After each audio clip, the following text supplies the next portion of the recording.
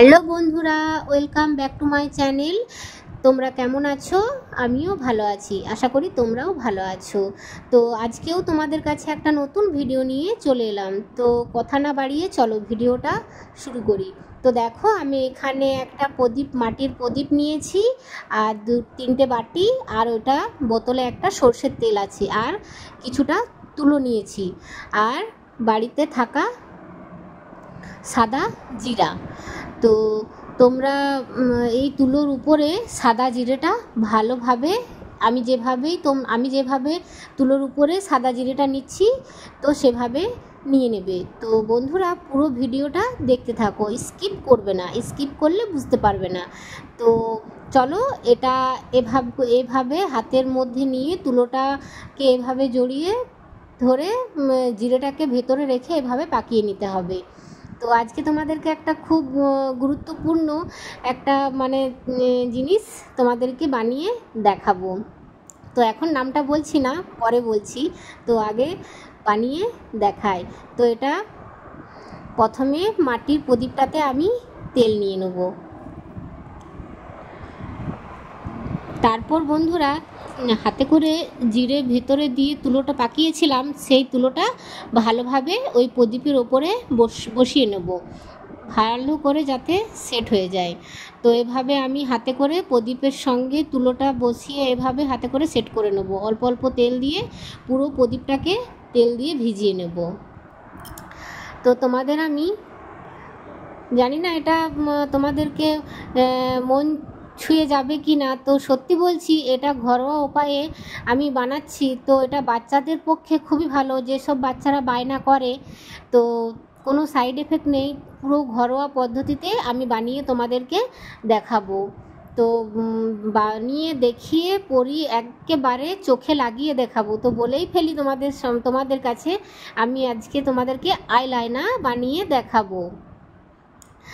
তো অনেক বাচ্চারাই দেখবে আইলাইনার, আই মাস্কারা, আইশ্যাডো লাগানোর জন্য বায়না করে। তো বাজারে যেসব যে আইলাইনারগুলো পাওয়া যায়, সেগুলো তো অনেক কিছু কেমিক্যাল যুক্ত থাকে।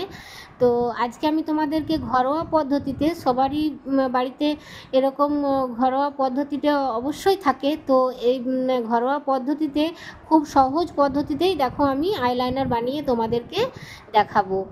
তো দেখো, আমি প্রদীপটাকে জেলে নিলাম, আর দু সাইডে দুটো এভাবে বাটি লাগিয়ে আমি একটা তার উপরে, প্রদীপের ওপরে বাটিটা দিয়ে দিলাম, যাতে ওই যে শীষটা উঠছে, সেই শীষটা যেন ওই বাটিটার ওপরে পায়।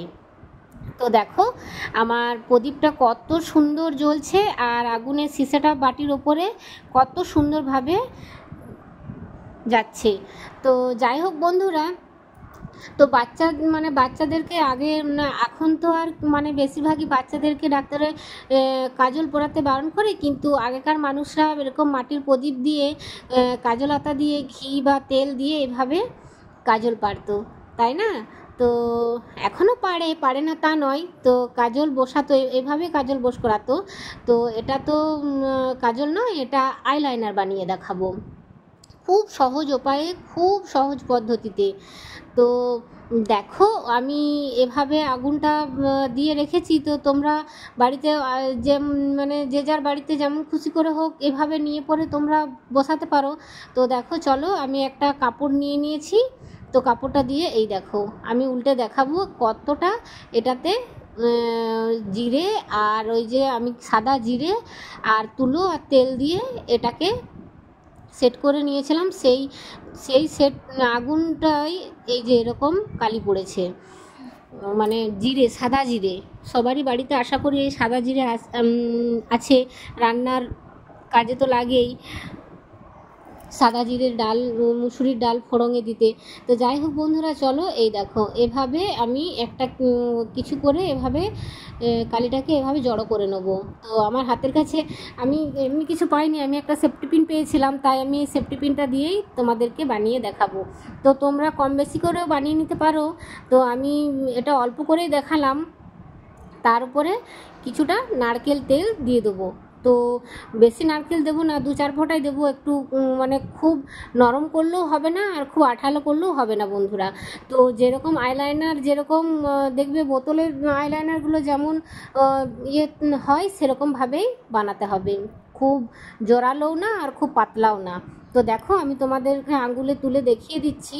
তো এরকম এরকম ইয়ে করে বানাতে হবে। তো দেখো আঙুলের ডগে এভাবে আমি দিয়েছি, কতটা আঠালো মতো হয়েছে, এভাবে হাত দিয়ে চাজলেও কিন্তু উঠছে না, খুব শক্তভাবে মানে চামড়ার মধ্যে মিশে গেছে, তো খুব সহজে উঠবে না। আইলাইনার যেমন সহজে উঠে না, তো সেভাবে এটাও সেভাবে উঠবে না। তো চলো আমি তোমাদেরকে এই যে আইলাইনারটা আর আরও কাছ থেকে দেখাবো, পরিয়ে দেখাবো, চোখে পরিয়ে দেখাবো। তো আমি এটা আইলাইনার একটা মানে বোতলের যে তুলো দিয়ে যে লাগাই সেটা দিয়ে আমি তোমাদেরকে দেখাবো। আমি ভালো করে কাপড়টা দিয়ে মুছে নেবো। তো দেখতেই পাচ্ছ বন্ধুরা, দেখো আমি কিন্তু সবটাই ভালো করে মুছে নিয়েছি, চোখের সামনে দেখিয়ে দিচ্ছি। তো সবটাই মুছে দেখিয়ে দিলাম। তো এই দেখো এটা আমি ওই তুলোর মধ্যে লাগিয়ে তোমাদেরকে দেখাচ্ছি হাতের ওপরে। তো কত সুন্দর হাতের উপরে আঁকা যাচ্ছে। চলো এরপর তোমাদেরকে চোখে পরিয়ে দেখাই।